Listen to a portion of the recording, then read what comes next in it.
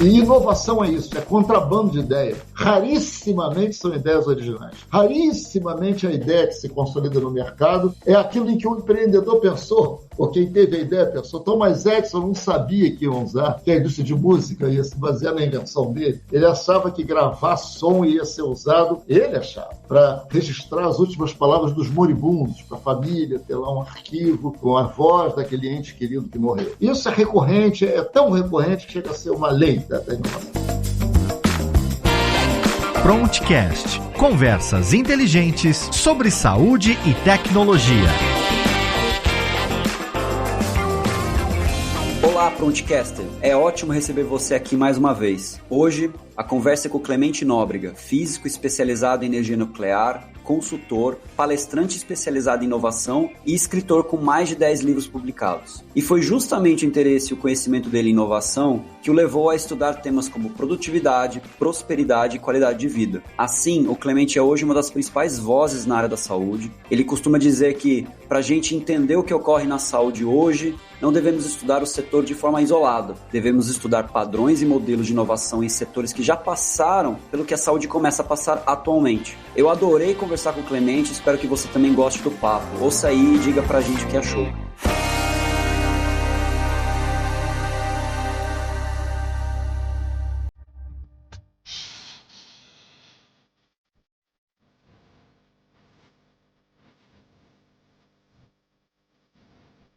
Primeiro, muito obrigado por aceitar esse convite. É uma grande honra, de verdade. Você é uma das pessoas que mais escreve no mercado de saúde, tem uma opinião muito própria, e só admiro demais a tua sinceridade. Você não tem muito medo de citar nomes e falar. Então, isso, primeiro, parabéns, independente de opiniões e tudo. Eu acho que a gente tentar externalizar o que a gente pensa, sem ofender, e você faz isso muito bem. Então, primeiro, muito obrigado. Vai ser um enorme prazer bater um papo com você e aproveitando por um outro motivo, porque você é físico. Isso. E eu tenho uma paixão enrustida pela física. Tem uns heróis assim meus que são físicos, né? Richard Feynman, e o autor atual que eu tenho mais lido é o David Deutsch. Tô terminando The Beginning of Infinity. E eu tenho ele aqui. Tá aqui bastante anotado. Então acho que a gente tem que tomar até cuidado para não falar muito disso, mas eu acho que muitas das relações vão acabar indo daí. Primeiro, obrigado, Clemente. Olha, é uma grande honra. Obrigado mesmo por aceitar essa conversa. Muito obrigado, Lácio. Prazer é meu. Vamos ter um papo, eu espero que bem produtivo, bem interessante. Muito obrigado aí pelos elogios. Estou à disposição. Eu vou aproveitar já ir direto para um papo quente. Recentemente você publicou um artigo no LinkedIn, se eu não me engano. Sim, publicou bastante, que é o dilema das health techs e dos estabelecidos. Exato, né? Então, exato. E aí, a gente está num momento de muitas mudanças, muitas coisas acontecendo, e você mostra bastante essa diferença, né, entre como que uma empresa estabelecida deveria pensar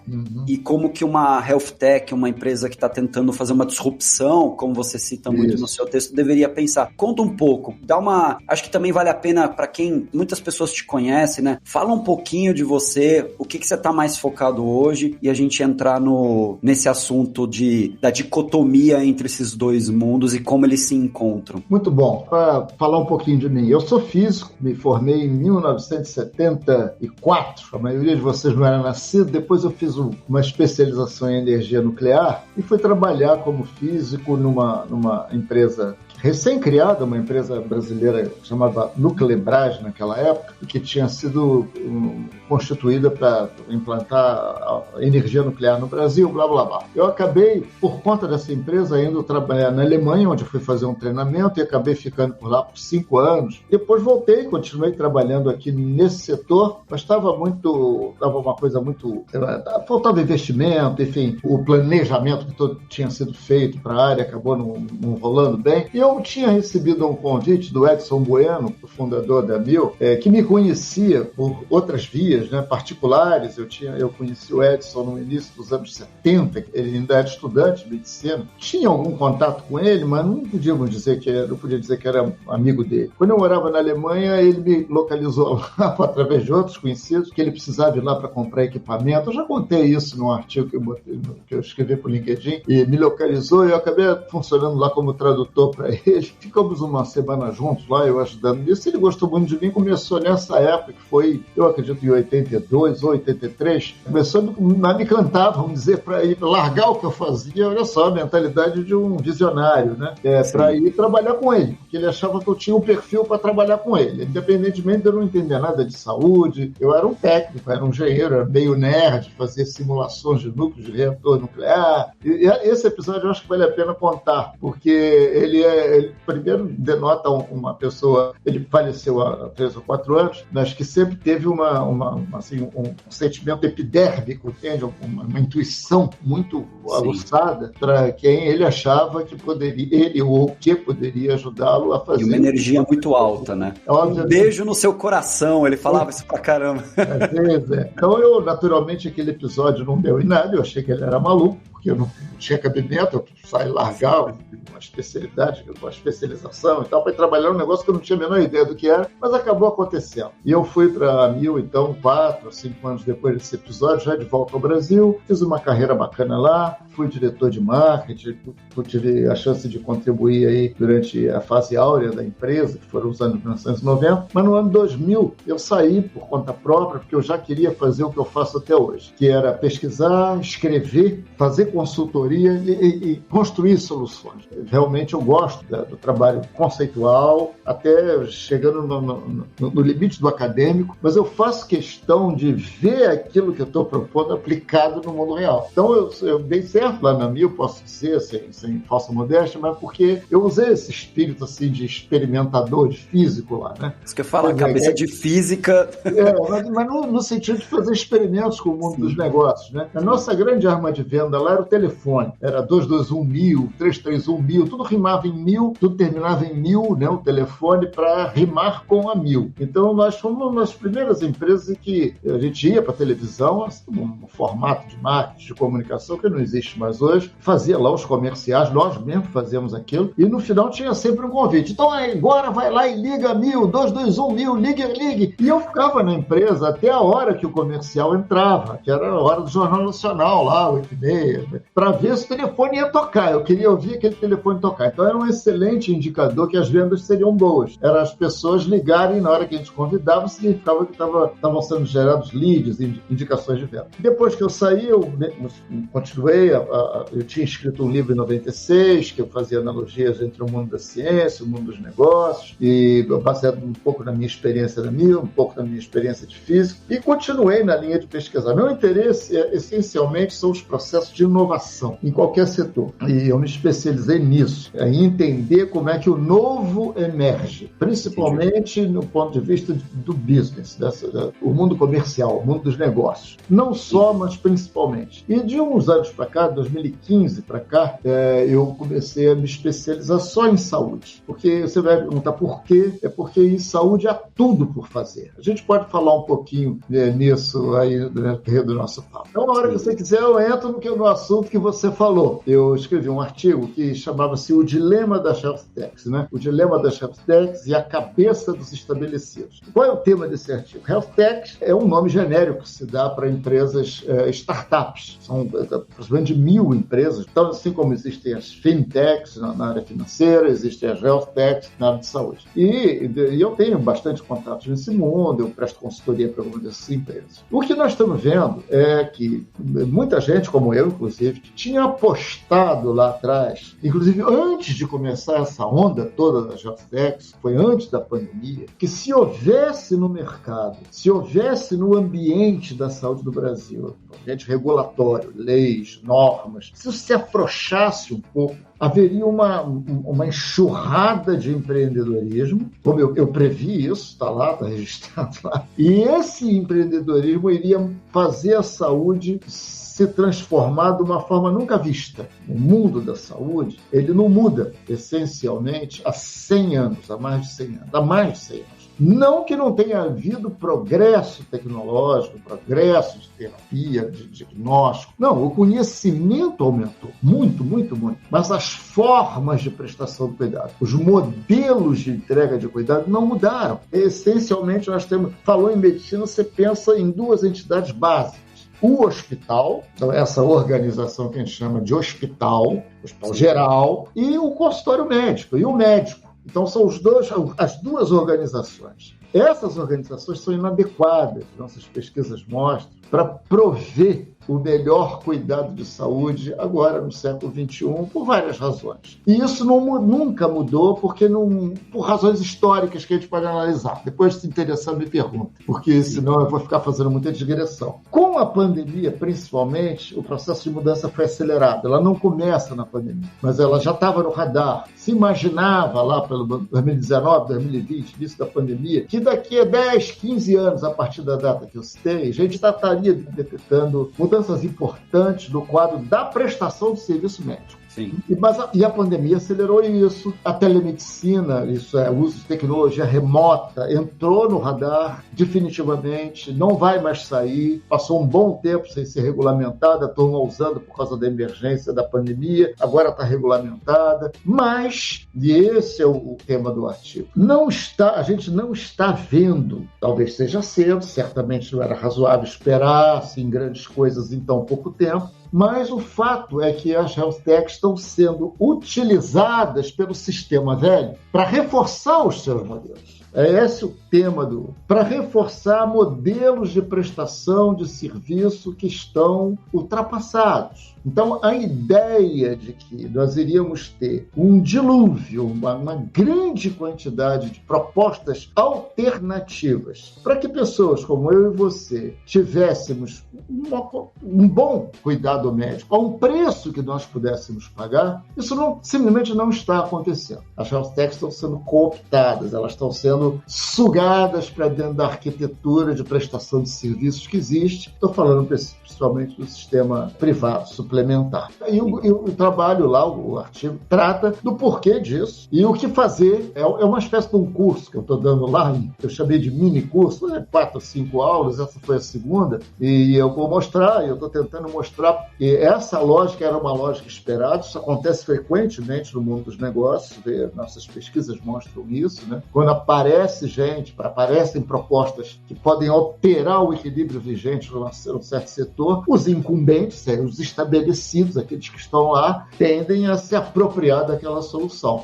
Mas a gente percebe, a história mostra em outros setores, que essa estratégia, ela não é sustentável, certo? Que vai chegar alguma hora que vai ter um incumbente ou vai ter alguém que vai disruptar de uma vez e aí quem não se mexeu vai ser deixado para trás, né? Então, acho que... Exatamente. E como você falou, isso é um padrão recorrente no mundo dos negócios. Nesse artigo, que eu convido, aliás, vocês para lerem, eu cito... A gente vai colocar nas notas do show, quem estiver escutando, legal, gente, nas notas a gente faz a referência aí para vocês acessarem. Isso mesmo. Isso é um padrão recorrente, né? Era de se esperar. Isso não é feito por maldade, não tem nada de ilegal. Isso é a reação natural do velho diante do novo, vamos simplificar assim. Opa, está aparecendo umas coisas aí que podem atrapalhar a minha maneira estabelecida de ganhar dinheiro. Vamos falar claro. Se essa solução que estão propondo vingar, vai destruir o meu modelo de negócio, ou vai ameaçá-lo e tal. Então vamos comprar esse pessoal. Vamos trazê-lo aqui para dentro. Então, a indústria de health techs do Brasil, o setor, dizem que hoje se aproxima de 1.000 empresas iniciantes. A grande maioria presta serviço para esses incumbentes, funciona patrocinada por esses incumbentes, né, por essas empresas estabelecidas. E no artigo eu mostro que isso é um padrão que não é o que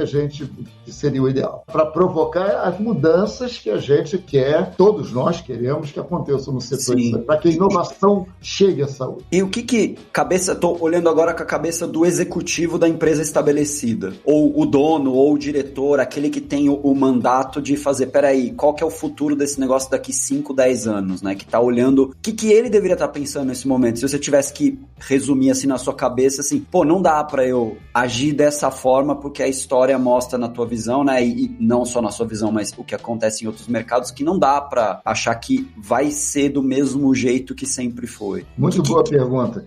Para onde tem que mirar? Os incumbentes deveriam fazer? Então, vamos colocar o chapéu de quem está aí. Vamos colocar, a Redditor, é a maior empresa de saúde do Brasil, são operadoras de saúde tipo Amil, mesmo cooperativas tipo Unimed, seguradoras tipo Sul América, Bradesco, mesmo empresas verticalizadas, estou falando da saúde suplementar, como a Apvida, Intermédica, Prevent Senior. Nós estamos falando desse universo. Esses são os estabelecidos. O que eles deveriam fazer? Nós temos que reconhecer, eu começo o artigo reconhecendo, que eles estão fazendo a coisa mais inteligente da parte deles. Isso é, eles estão mitigando os seus riscos, os riscos deles. Vou explicar. Eles sabem, nessas empresas que eu citei, o top management, as pessoas que têm decisão nessas empresas, em nenhuma dessas empresas se nega que a saúde vai sofrer um tipo de transformação muito radical nos próximos anos. Vamos evitar dizer que é daqui a 2, 3 anos, não importa. Está em curso, vai acontecer. E olha, assim, ninguém nega. Eu conheço gente nessas empresas, eu conheço algumas bastante bem, e não só nas operadoras, hospitais, estamos falando de Sírio-Libanês, estamos falando do Grupo Einstein, estamos falando de Mater Dei, estamos falando de grandes empresas com que tem gente muito boa, tem tecnologia, tem dinheiro, todo mundo sabe o que vai acontecer. Só, como eu digo no artigo, o que não se sabe, o que não é possível saber, é o timing disso. Então, repara que nós estamos falando de empresas estabelecidas, empresas ricas, empresas bem-sucedidas, que sabem que coisas estão acontecendo que vão potencialmente alterar profundamente seus modelos estabelecidos. Qual é a melhor forma para eles agirem? Então, eles estão agindo de duas maneiras. Primeiro, eles estão comprando, estão consolidando, como se diz no mundo dos negócios, e não health techs, estão comprando empresas menores, mas empresas tradicionais, tá? Do setor de saúde. E o curiosíssimo, eu já vou explicar a razão, por que é curioso, não é apenas o hospital comprando o hospital, não é apenas a Redditor, que é uma empresa basicamente hospitalar, comprando outros hospitais. Não, é o hospital comprando o hospital, mas comprando laboratório também. A Redditor comprando Sul América, por exemplo. Comprando operadora, comprando redes de laboratórios, comprando clínicas. Enfim, está uma movimentação de compra. O que significa isso? A gente explica daqui a pouquinho. Então, isso é eles estão consolidando como se fala. A outra coisa que essas estabelecidas estão fazendo é atraindo as health techs. Então, grande parte das health techs brasileiras, uma boa quantidade delas, muitas promissoras, são patrocinadas por esses incumbentes. São patrocinados por fundos e aceleradoras, incubadoras, hubs de empreendedorismo que existem no Hospital Einstein, que existem na Redditor, que existem no DASA. Então, são dois movimentos. Compra e, digamos assim, patrocínio de health techs. É como se eles dissessem assim, eu não sei como vai ser o futuro, são os incumbentes, mas eu vou ter um pé no passado, que é onde eu estou hoje é o passado, eu quero ter tudo o que eu preciso para me dar bem nesse futuro. Uma coisa é eu ser mais forte na atividade que eu estou desempenhando, que eu sei. E a outra é ter à mão a inteligência que a health techs representa. Eu quero ter essas duas coisas. E uma coisa que você fala que é muito legal, só desculpa entrar nisso, você dá o exemplo da IBM, se eu não me engano, que tenta martelar um modelo de gestão em cima de uma startup e como isso deu errado. E vou trazer um exemplo eu vou dar um exemplo que você não cita no artigo, mas eu acho fantástico. É o caso da Nespresso. Sim. Porque a Nestlé criou a Nespresso, que é uma empresa apartada, vamos sentir no sentido de marca, etc. E revolucionou completamente o consumo de expresso no mundo inteiro. E se eu não me engano, acho que a Nespresso, acho que ela representa 13, 12% do faturamento global da Nestlé no mundo, assim, uma coisa absurda, né? Então, é um sucesso, é um case de sucesso, de inovação, né? De uma empresa estabelecida. O que eu estava me referindo é essa tendência de algumas organizações estabelecidas, quando vem uma coisa nova surgindo, vai, compra e martela aquilo dentro da estrutura estabelecida. Exemplo, jornal. Há 20 anos atrás começa a movimentação de internet, jornal online, portal de notícias, os jornalões, todos eles criaram negócios digitais dentro da estrutura estabelecida. Sempre dá errado. Quase sempre. Na verdade, eu não conheço caso que tenha dado certo. Quando se tenta isso, significa que, na prática, você está colocando o novo subordinado ao velho. Acho que dão certo os jornais. Os jornais que sobreviveram, 100% deles separam os dois negócios. Está certo, tá lá, tem um jornal em papel, tem um jornal digital, tem uma área em que eles podem compartilhar recursos, criadores de conteúdo e outras coisas, mas são dois negócios separados, modelos de negócios separados. Isso está acontecendo, ainda não acontece isso em saúde, de comprar empresas estabelecidas, comprar startup e botar lá dentro. As startups todas vivem em função não do que o cliente individual compra, mas do que os hospitais compram, os planos de saúde compram. Então, está se criando uma dependência econômica. Eles não vão revolucionar, porque eles estão sendo usados para reforçar o modelo que a gente quer que acabe. A gente, que eu digo que sou eu e outros que percebem que a saúde não cria valor no mercado de saúde. Evolua, né? É um mercado que... Evolua, exatamente. Que tem muita coisa para melhorar. É isso mesmo. Esse padrão é um padrão recorrente e a gente mostra lá. Então, o ideal, eu comento nesse artigo, se a gente começar a ver aparecerem modelos de negócio, como nós chamamos, em saúde, que comecem a atrair gente, por exemplo, que nunca usou o sistema de saúde. Nós temos 50 milhões de brasileiros há décadas, são 50 milhões na saúde privada. Se a gente pensar, aumentou para 51, 52, 53, significaria que esses novos modelos estão atraindo para dentro do sistema gente que não conseguia usar antes. Então está havendo alguma coisa digna de nota. Então esse seria um primeiro indicador. Sim, é um modelo de como a gente consegue oferecer acesso, né? Acho que é a parte mais importante. Garantir que, eu brinco assim, que tem e aí depois eu vou entrar em outros temas mais apimentados, que você fez um outro artigo de Open Health, e aí a gente pode entrar nisso. E depois eu queria ouvir muito a sua cabeça em relação a quem é a Health Tech, como é que ela deveria pensar. Você deu o caminho do incumbente, né, do estabelecido, mas eu queria que você falasse em relação à Health Tech. Mas antes, a analogia que eu faço em algumas conversas é que deveria ter mais ou menos uma lógica do mercado de energia, onde todo mundo tem que ter energia. Todo mundo. Só que é muito mais difícil em saúde fazer isso. Será que a gente consegue ter umas faixas vermelhas, amarelas, verdes, tipo, mau comportamento quase? Você tá usando errado, você vai acabar pagando um pouco mais caro, mas se você usa bem, você vai ter um desconto. Então, ninguém é pra ficar sem. Ninguém tem que não conseguir pagar. Mas tem algum incentivo. Claro, não tem que ser só financeiro, obviamente, tem outros incentivos, né? Mas eu acho que a ideia é acesso e dar certas margens para que a gente possa incentivar que o comportamento correto, que é o grande motivador das doenças crônicas não transmissíveis, que são o grande custo da saúde no mundo, né? Que vem muito de comportamento e ações que dificilmente a gente controla dentro de um consultório, dentro de um hospital. A vida acontece fora, né?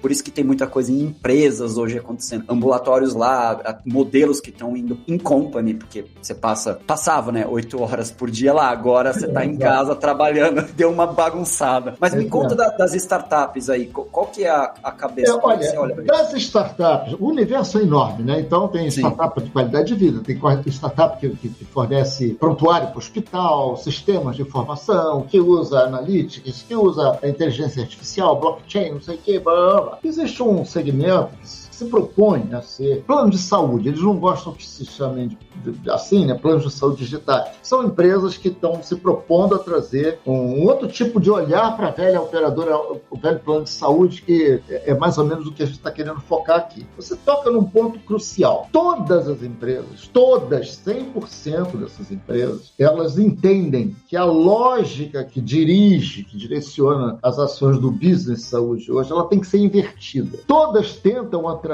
o usuário, o cliente, melhor dizendo, baseados em proposta de atenção primária, de falar, viva dessa maneira que você vai ficar menos doente, vai precisar pagar menos. Essa lógica da atenção primária, que implica no plano de saúde, vamos dizer, fornecer uma série de ferramentas e instrumentos para que as pessoas possam ficar bem. Os crônicos, por exemplo, você tocou num ponto crucial, né? Os crônicos, não tem modelo para cuidar de crônico no sistema. O crônico ele tem plano de saúde, mas o plano de saúde clássico, esses que estão aí, não sabem gerenciar crônico. no sentido de que não sabe interagir com ele, a menos que ele fique doente. Isso é que ele precisa internar. E quando ele chega ao ponto de precisar internar, ele vai representar um custo altíssimo. Os crônicos, como eu digo, complexificaram o sistema de saúde. O que eu quero dizer com isso? Há 20 anos atrás, 22, quando eu saí da AMIL, no ano 2000, a gente já notava essa tendência, mas os crônicos não tinham essa importância que tem hoje na determinação dos custos de quem paga pela assistência médica. Os custos deles se diluíam diante da massa. Em 22 anos, a mudança demográfica fez acontecer o que está acontecendo hoje. As pessoas vivendo muito mais, gente que antes morria, não morre mais. Em compensação, manifesta todo tipo de condição crônica. Hipertensão, diabetes, problema cardiovascular, hipertensão, blá, blá, blá, blá, depressão, alcoolismo, condições mentais alteradas, etc. Esse é o pessoal que faz os custos da assistência explodir, porque eles não têm cuidado, eles ficam soltos. Se ele ficar doente, beleza, vai lá e interna no hospital, mas aí já é tarde, porque os custos já explodiram. Então você todo ano vai ler e vai ver ano que vem também.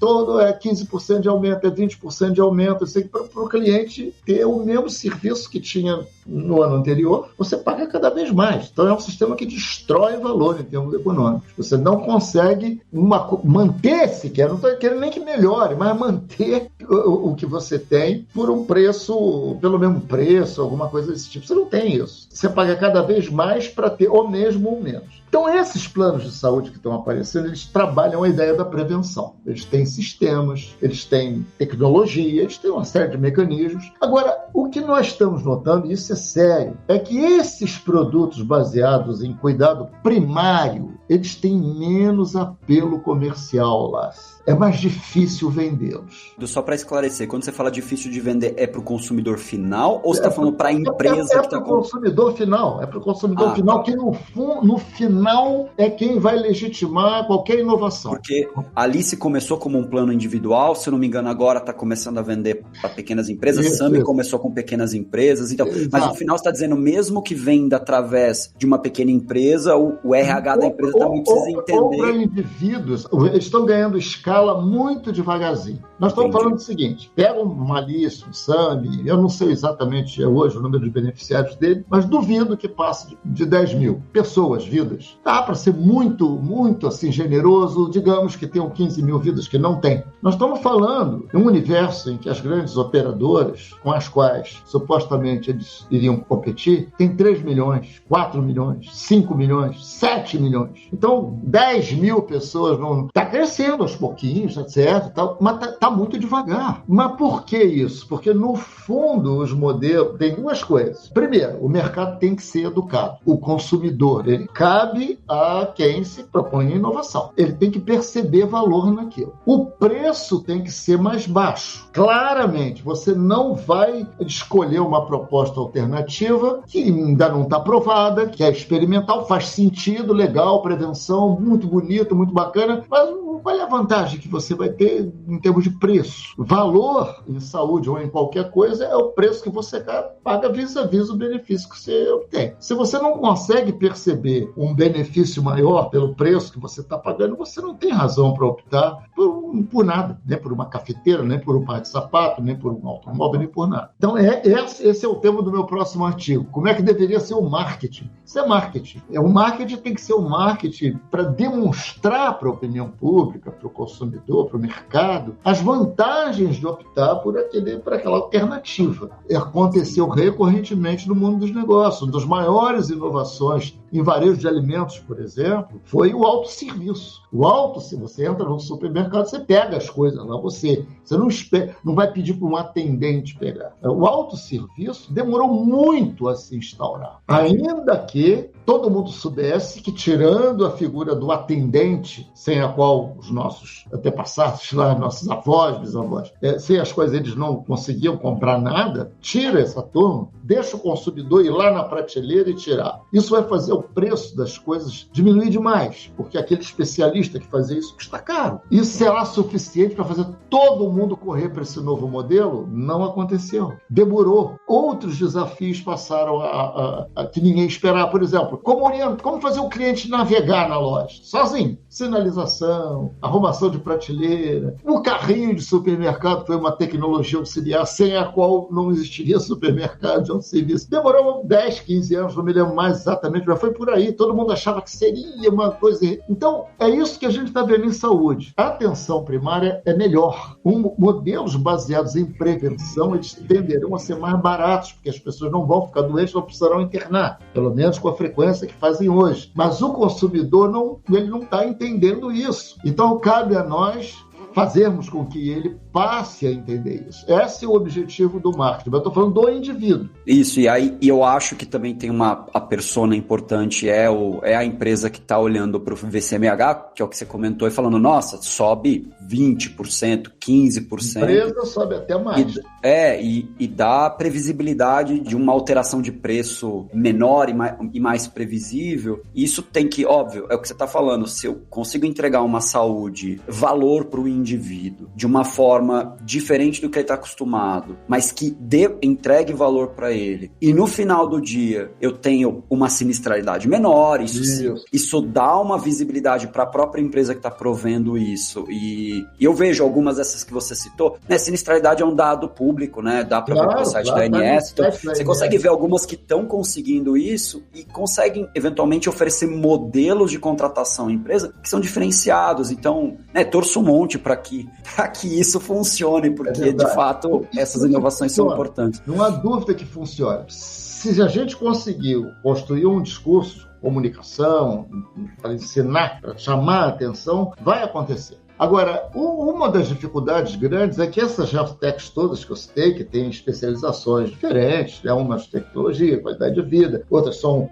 dedicadas a condições médicas específicas, como diabetes, como hipertensão, etc. Elas operam muito isoladamente, muito standalone, como a gente fala. Elas foram criadas basicamente para oferecer para os incumbentes, os planos de saúde atuais, operadores, melhores maneiras de gerenciarem os seus crônicos. E aí elas vendem para essas operadoras, é aquilo que a gente já comentou, e, portanto, o que elas vão fazer é diminuir o custo das operadoras. Elas não vão passar muito disso. E vai perpetuar esse modelo de ganhar dinheiro, esse modelo de prestação de serviço, ele vai ser perpetuado. Uma ideia que se conecta com a do Open Health, que você tocou, é a sugestão que eu dou no artigo. Uma das maneiras das health techs ganharem escala e exercitarem, fazerem esse papel de educação do mercado de uma maneira mais rápida, mais incisiva, mais forte, seriam elas se unirem em plataformas. Então, eu não vou comprar uma solução para diabetes, como para isso, eu vou entrar para uma plataforma.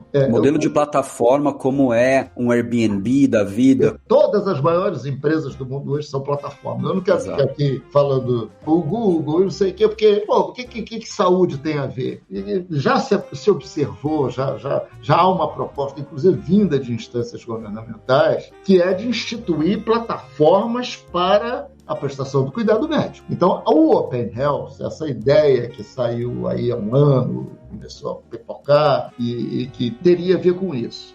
Você tocou e eu vou então entrar no Open Health para voltar ao que as startups deveriam fazer. A ideia do Open Health é uma ideia oficial. Ela veio do Ministério da Saúde ou de alguma instância governamental dessa. O que é ela? Se inspiraram numa ideia chamada Open Banking, que é para o sistema bancário, que essencialmente como é que funciona lá no sistema bancário? As pessoas informam lá os seus dados financeiros, e os bancos analisam as informações que os indivíduos colocam ali e dizem, você está pagando esse juro por esse empréstimo no banco tal? Vem para o meu banco que eu te ofereço metade da taxa. É para estimular, via disseminação de informação, liberada pelo próprio usuário, a competição que faz baixar preço. Dá o poder para o consumidor final, vamos chamar assim. Mas qual foi a proposta que veio lá do governo e que eu disse que é uma proposta boa pela metade? Ela só pega metade do problema, portanto, se ela for implantada, ela vai dar errado, ela não vai dar certo, eu posso afirmar isso. Cria-se uma plataforma análoga a essa do Open Banking, análoga, né? Só que você entra com seus dados de saúde, LGPD, tudo direitinho, cadastrinho, o dado é seu, você pode entrar, informar a sua idade, seus fatores de risco, enfim, quem é você em termos de saúde e tal. De posse dos seus dados, seu histórico e tal, operadores de saúde, provedores de saúde iriam te oferecer planos de saúde. Eu já sei, o Clemente ali, olha, o Clemente, vem cá, eu analiso aqui, você pode comprar um plano aqui comigo, a gente conhece você, sabe do seu risco e tal. Qual é o problema dessa proposta? Ela parte do pressuposto que, bom, tem dois problemas, aqueles que foram contrários à proposta liminarmente apontam logo de sair do primeiro, é que as grandes empresas só vão escolher pacientes relativamente saudáveis, porque eles não vão ter custo. E isso você está partindo da premissa que o dado que foi colocado está correto, né? Correto.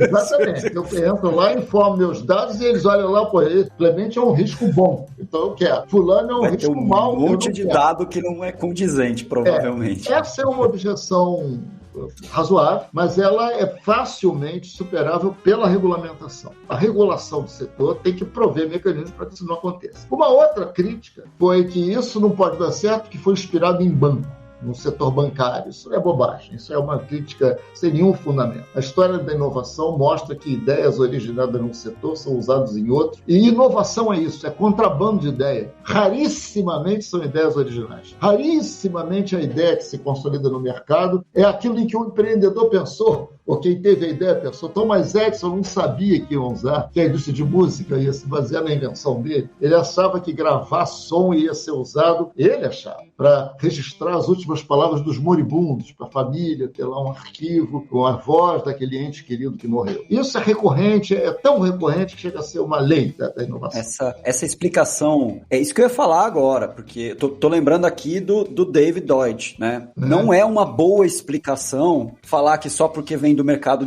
financeiro não vai funcionar. Isso não é uma... Porque falam good explanation. É preconceituoso, é ideológico, e se você me permite aqui exercitar o estilo Clemente Nóbrega um pouquinho, muito rapidamente, é ignorante. Isso aí é uma coisa que quem fala é porque não conhece de onde vêm as boas ideias, que é um título de um livro muito bom, que eu recomendo para vocês. Não é meu, obviamente, é meu, de um outro autor chamado George Johnson. Mas essa polinização cruzada, né, é que gera a criatividade da boa solução. Mas qual é o problema do Open Health? O Open Health, então, parte do pressuposto que você, consumidor, informa seus dados, alguém conhece seus dados e te oferece lá o produto tailor-made para a sua situação. Eu tento mostrar no artigo a que você se referiu, que está lá no LinkedIn, que é preciso, para que a simetria da geração de valor seja preservada, que o prestador também forneça os dados dele. Então, se o Clemente é diabético, eu não sou, mas vamos supor, eu tenho lá, eu já não sou nenhum garotinho, tenho lá alguma condição de risco, eventualmente tenho um problema de diabetes, pressão, hipertensão,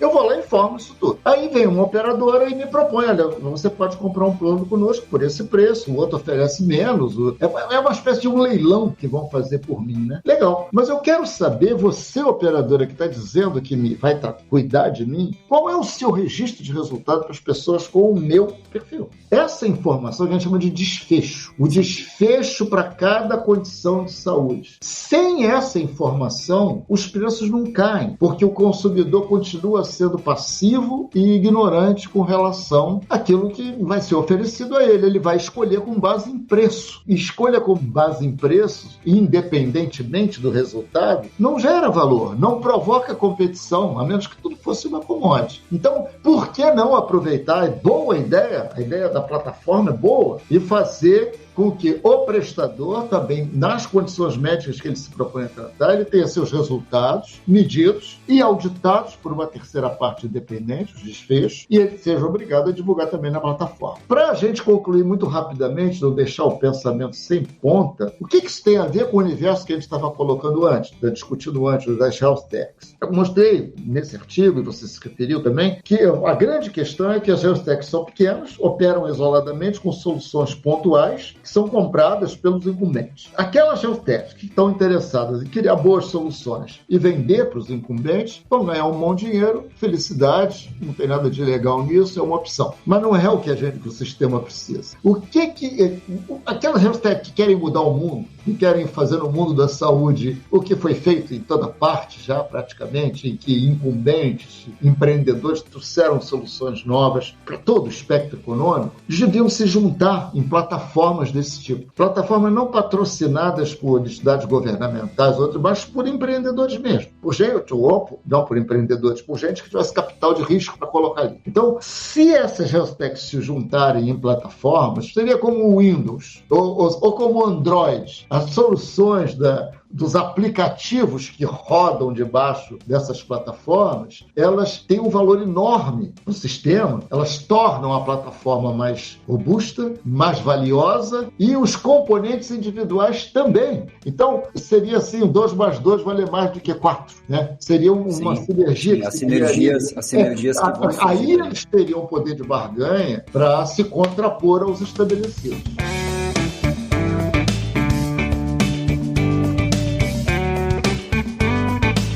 Uma dúvida, assim, o que você me fala, e eu concordo bastante, e tem um viés até por conta da nossa experiência aqui, parece assim que você está falando, a gente precisa criar soluções que são mais customizadas para as reais necessidades e novas necessidades que a gente hoje não está enxergando, possivelmente, que você cita bastante, o que o paciente está enxergando hoje como valor, talvez não seja o que ele enxergue daqui a pouco, né? Para isso a gente precisa de um componente que é informação, a gente precisa saber o que está acontecendo, né? Então me parece muito que a plataforma, como você chama, do sucesso, ela está baseada em dados. Ela está baseada em informação, não só a minha, como usuário, mas de quem presta o serviço também. Pega qualquer marketplace desses que a gente usa para comprar coisas aí pela internet, enfim, todo mundo tem lá. Você compra aqui, você obtém a avaliação de quem já comprou naquele cara, né? Quantas estrelinhas, o que é que estão falando desse vendedor. Essa ideia de trust, de confiança naquilo que você está comprando, não existe em saúde. O que é que você, como consumidor de saúde, faz quando aparece uma condição grave em alguém da sua família, em você, uma coisa grave, um diagnóstico complicado? Você quer saber onde é que é o melhor lugar para onde meu parente pode ir para tratar disso. E onde é que está essa informação? Essa informação não existe. A gente tem que se basear em recomendação de gente que a gente confia, tudo indireto. Médicos, amigos, olha, vai lá é bom, lá tem um médico excelente. Aí volta a figura do médico como centralizadora de informação. É pobre, é paupérrima essa maneira de tomar decisão. A maneira boa de tomar decisão é ela estar disponível para o usuário de modo que ele possa decidir sozinho para onde ele deve ir. É claro que eu estou exagerando um pouco, retoricamente, né? Não imagino que seja possível um salto dessa magnitude tão rapidamente em saúde, mas a informação tem que ser simétrica. O prestador tem que dar informação sobre os resultados do que ele faz, e não apenas o paciente. Sim, e aí aproveitando esse gancho, Clemente, que eu acho muito interessante um trabalho que você está realizando, que é a questão das linhas de cuidado. Porque a gente precisa, né? Eu queria muito que você comentasse o que você... Bom. Olhando, porque a gente saber o que vai ser feito com cada cluster, vamos dizer assim, de pacientes, como é que a gente valida o que dá certo, o que dá errado, como é que a gente sabe se a gente está indo no caminho correto? Queria que você comentasse um pouco disso. Bom, Lácio, é um prazer ser entrevistado por alguém que lê as coisas que você escreve. Muito bom. Lácio, essa coisa da linha de cuidado é o que está por trás, na minha maneira de interpretar, dessa movimentação de consolidação do mercado. Quando eu falo que tem um hospital comprando não só outros hospitais, mas também laboratórios, operadoras, redes, na minha opinião, e eu digo isso no artigo, procuro embasar isso, e não sou só eu que penso assim, é o seguinte: esses incumbentes, eles sabem que o futuro vai ser baseado na gestão da linha de cuidado, de linhas de cuidado. O que quer dizer isso? As condições médicas que precisam de tratamento, elas não são resolvidas mais por especialistas isolados. AVC, alguém teve um AVC, precisa de, enfim, se internar em emergência, vai passar por uma série de especialistas até sair eventualmente bem, vai para casa, se recupera, etc. É a linha que resolve. Não adianta ter um excelente hemodinamicista apenas, ou um excelente radiologista para detectar onde está o coágulo, ou um excelente cirurgião que vai eventualmente abrir e remover aquilo. É preciso que esse serviço esteja integrado, esses profissionais façam parte de uma linha. Eu dei o exemplo do ABC, mas isso é assim para tudo em saúde. O que nós estamos dizendo é que essas instituições, ao comprarem outras que não estão no seu menu usual, elas estão olhando para uma tendência que é reversível em saúde. O cuidado terá que ser organizado em linhas de cuidado. Então você vê que o paradigma do Dr. House, que eu chamo assim, né, o sabichão que olha, é isso, faça aquilo que vai dar. Isso não existe, não tem. Isso é um mito. O médico medalhão, o hospital que se anuncia, diz, vem para cá porque aqui tem o melhor cirurgião do mundo, o melhor oncologista do não sei da onde. Isso é irrelevante. Exagerando um pouco. O hospital devia dizer, venha para cá porque a minha linha de cuidado de oncologia produz os melhores resultados para a sua condição oncológica. Idem para AVC, idem para a condição coronariana, idem para condições de joelho e quadril, para o que for. É sempre uma linha. E isso é assim, eu tenho um outro artigo lá atrás que eu mostro que isso aconteceu em todo o mundo dos negócios, principalmente na produção de bens, né, em que as empresas tiveram de se reorganizar. Você deu um exemplo aí da Nestlé, a GE foi pioneira nisso. Não adianta mais você querer ter uma fábrica, que seria o hospital, e que você produza diferentes soluções para o mercado. Você tem que ter cada solução como se fosse uma empresa individual. A linha básica, a unidade básica para que o cuidado seja bem desenhado e bem entregue, é a linha de cuidado, não é o hospital. O hospital não tem como agregado, mas sim linhas de cuidado dentro de cada hospital. Tá? Para cada condição médica terá uma linha, inclusive atenção primária. Esse conceito é um conceito amplo o suficiente. Isso não decorre de uma postulação, assim, o Clemente está falando, porque ele é metido à autoridade. Isso é assim em decorrência da lógica da inovação que a gente estuda em outros setores.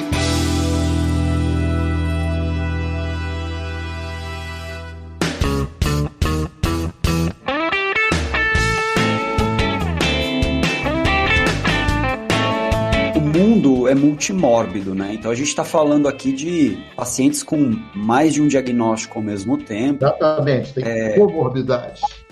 Como que a gente vai criar linhas de cuidado e validar se elas estão funcionando, etc. O paciente não dá para falar assim, diabético, então vamos lá e vamos fazer uma linha de cuidado para diabético. Pode até ser, só que às vezes não é só isso. Ele tem outras condições que não é bem aquela linha de cuidado. Como? A resposta à sua pergunta é a seguinte, as linhas de cuidado, elas não são estabelecidas assim, como você falou. Diabético é uma linha de cuidado, mas diabetes mais as comorbidades que mais se manifestam nessa condição médica. Então, a linha de cuidado não pode ter só endócrinos, que são os especializados nas condições diabéticas. São os cardiologistas, porque tem etc. Assim.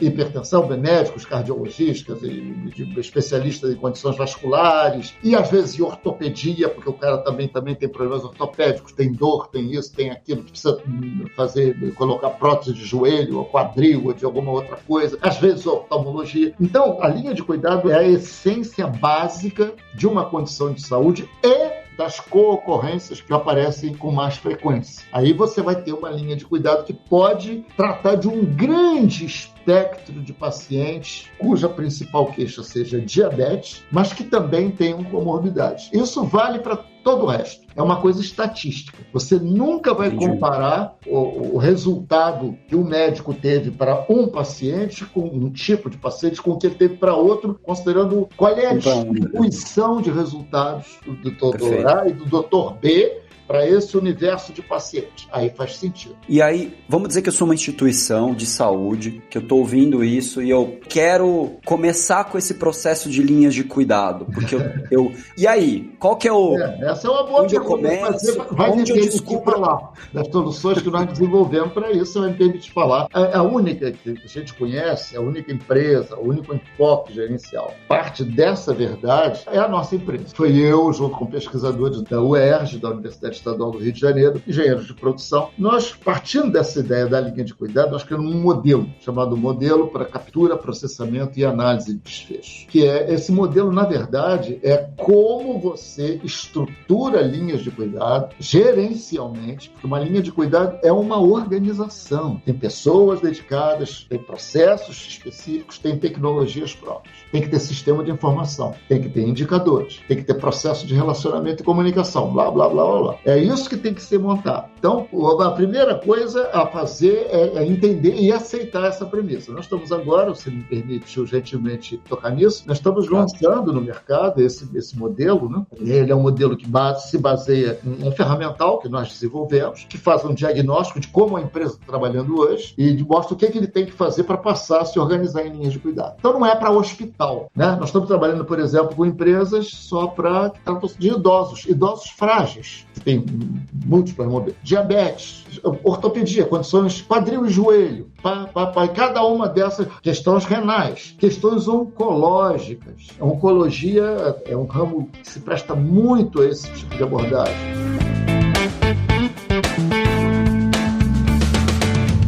Na tua visão, a instituição de sucesso, as instituições de sucesso, a linha de cuidado é condição sine qua non para ter sucesso, ou ela é uma vantagem competitiva que cada um vai ter a sua e aí uma vai ter um pouco melhor que a outra e vai ter que se construir? Ou a melhor forma ou a grande forma de se tratar, por exemplo, vamos pegar o caso da diabetes.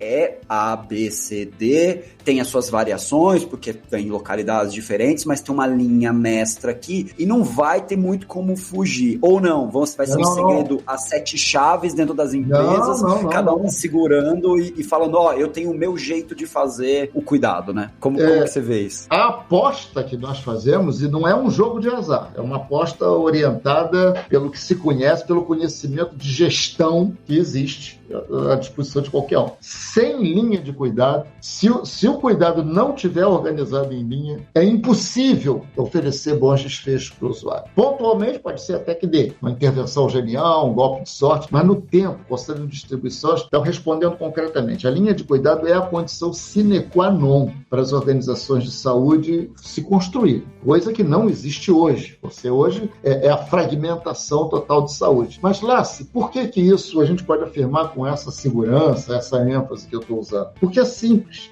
Se é para ser organizado em função do usuário, da necessidade dele, a maneira de fazer é a linha de cuidado. Não se conhece outra. Não tem outra maneira de fazer. Ou você...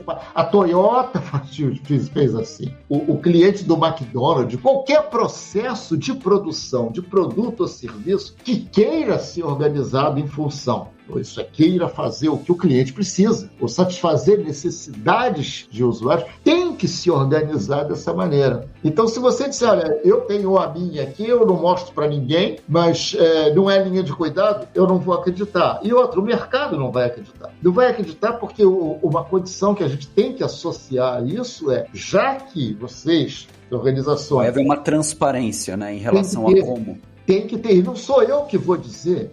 São auditorias, são empresas independentes de mim, que vão atestar que, de fato, o resultado que você está dizendo que tem, você tem mesmo. Porque hoje não há essa necessidade. O mercado não cobra isso.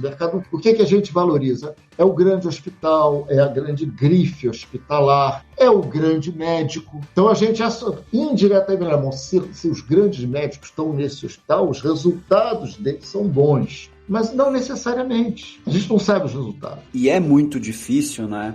Medir, porque medir depende, né? Porque a gente trata paciente tudo como paciente, mas na verdade são pessoas completamente diferentes, pessoas completamente diferentes, que valor para um é completamente diferente de valor para o outro. Então a gente estaria entrando em PROMs, né? Então, aí a gente vai estar falando de desfecho mesmo, cálculo do valor no Porter lá, Elizabeth. Isso, mas veja só o que você acaba de dizer. Não é uma coisa simples, mas é perfeitamente factível. Vamos simplificar. Se você me permite, eu não gostaria que nosso ouvinte ficasse com a impressão que isso é bacana, mas é irrealizável. especializado. Já está sendo feito. Imagina assim, você tem uma condição, vou pegar uma coisa bem corriqueira, bem banal. Você sofre de dor lombar, dor na coluna. Eu sei que você conhece gente que sofre, eu conheço gente que tem. Isso é um problema enorme. Aí você vai, o médico não aguenta mais, o médico fala, você tem que colocar uma prótese. É um especialista. É uma prótese, custa caríssimo, mas você vai colocar... O que você quer, você como paciente? Que tipo de... O que você busca?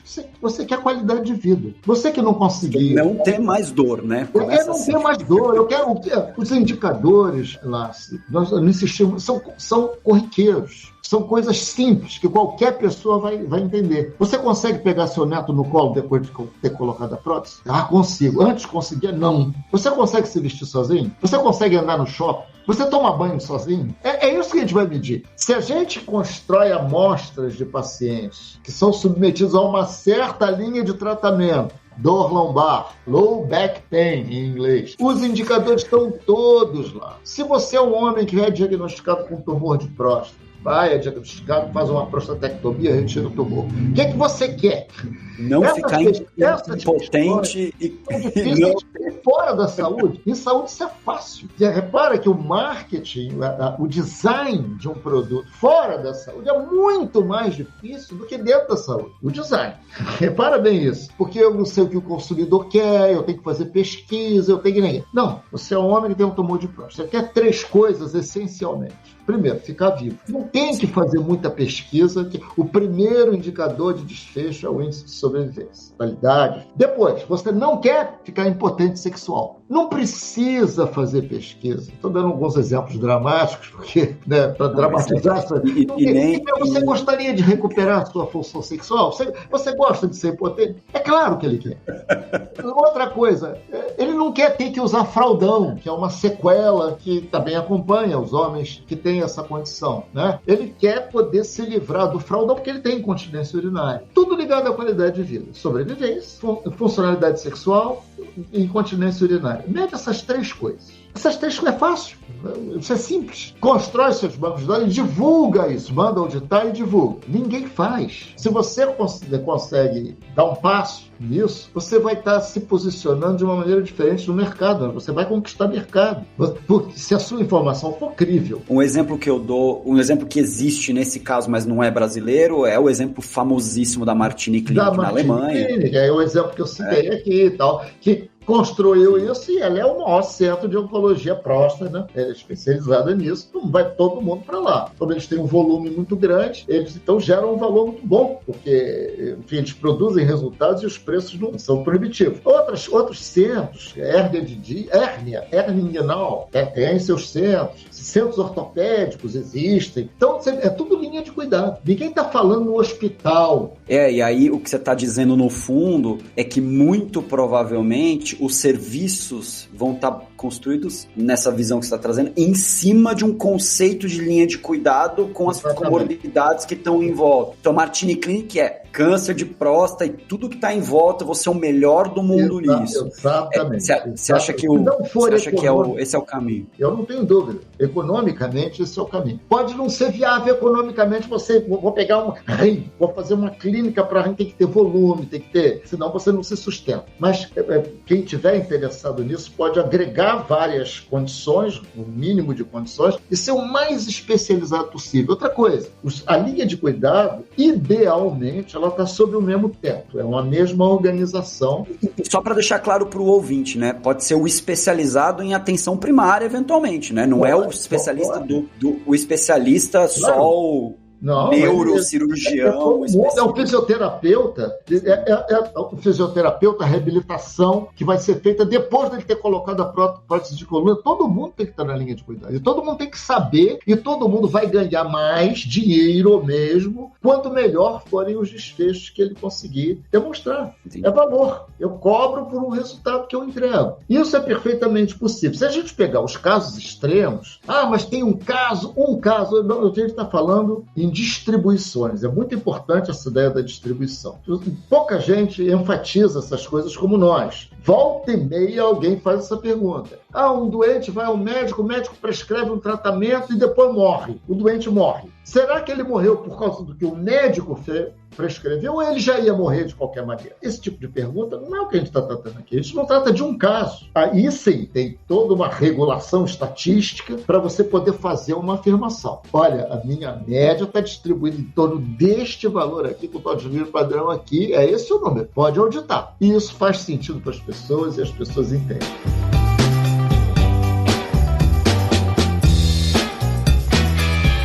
Assim, a gente passou do tempo, olha, tem um monte de pergunta aqui para fazer ainda, acho que dá um segundo episódio. Pode me convidar, que você já viu que eu gosto disso, então eu não me faço de rogado, viu? Pode me chamar.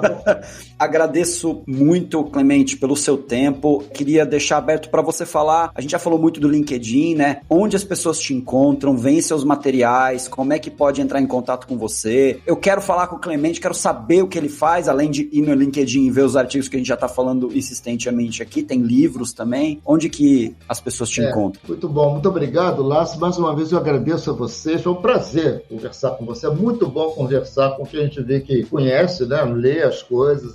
Eu falo isso sem nenhuma outra intenção, apenas registrar, porque eu não estou muito acostumado com isso. Normalmente as pessoas não...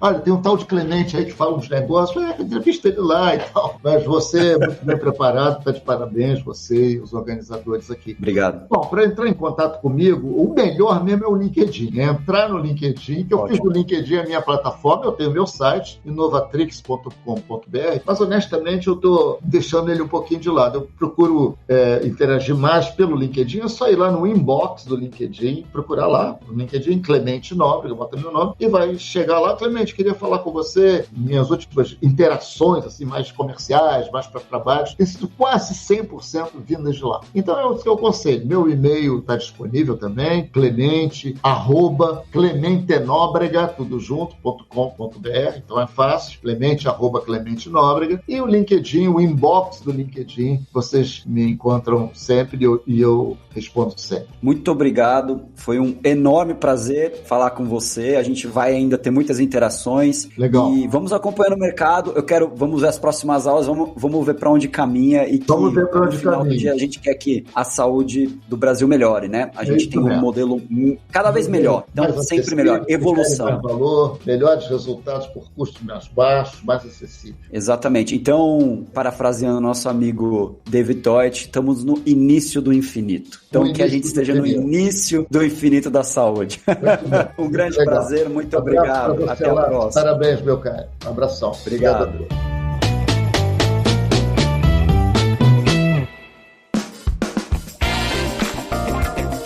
Você ouviu o Prontcast, conversas inteligentes sobre saúde e tecnologia. Para saber mais, acesse nosso site prontmed.com e siga nossas redes sociais. Até a próxima!